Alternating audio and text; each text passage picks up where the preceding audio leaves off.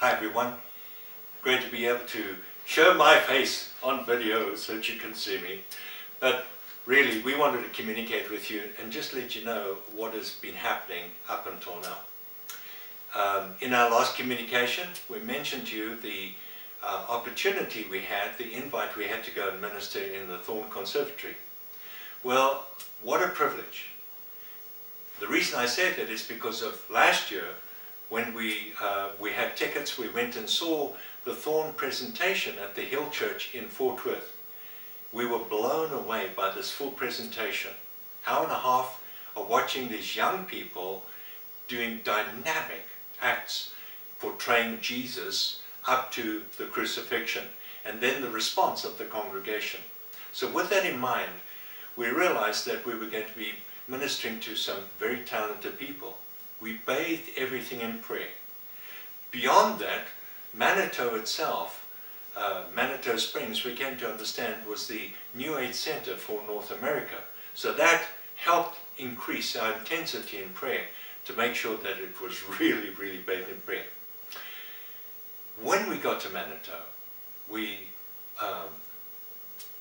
really, Barbara and I both, she did most of the sharing, the ministry, and I supported her in this.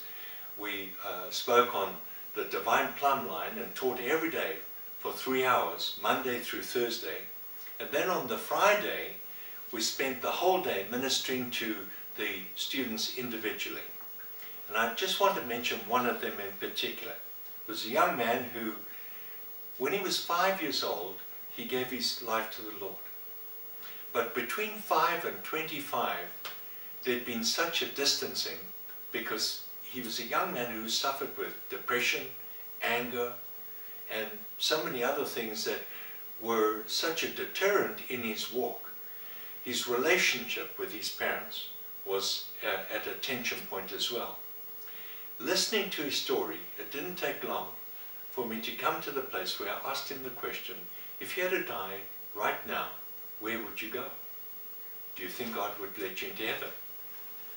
And his response was very surprising. He said, no, I don't think so. Prompted by that, I was able to lead him through the sinner's prayer where he accepted Jesus.